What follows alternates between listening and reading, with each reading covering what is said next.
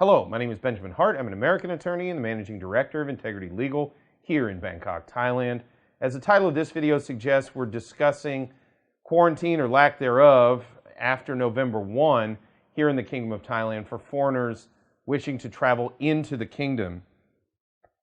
And a recent article from Thai PBS World, that's thaipbsworld.com. The article is titled, Thailand Sets Out 7 Conditions for Foreign Arrivals Without Quarantine. Quoting directly, from November 1st, foreign tourists arriving in Thailand without being required to enter quarantine must meet 7 conditions, according to the Bureau of Risk Communication. Risk communication, I'm curious how you communicate risk, okay.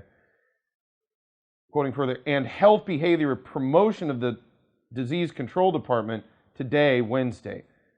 Foreign arrivals must, 1, come from countries specified by the Thai Public Health Ministry as being low risk and arrive by air. As we've noted in other videos, currently it's gone up to 46 total countries, and a lot of the major, sort of the usual suspects, if you will, for travel into Thailand are on that list. US, UK, China, a few different places.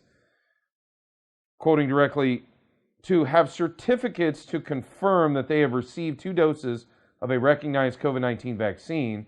3, have negative COVID-19 results from RT-PCR tests conducted within 72 hours prior to arrival in Thailand. 4, have a minimum of US $50,000 health insurance coverage. 5, have written electronic confirmation of hotel bookings in Thailand. 6, download and install a specified app upon arrival at the airport to undergo RT-PCR tests within 24 hours of arrival. 7, have negative test results before traveling domestically without quarantine. So, a lot going on there. You know, they kind of go out of their way to omit mention of the old certificate of entry. And as we've discussed, you know, they're phasing out the certificate of entry and bringing online this Thailand Pass. One thing I can say, in the last 18 months, the Thai government has gotten really good at renaming stuff, even though it looks very similar to what it was in the past. We've done another video on this, and I'm doing another one contemporaneously with this one.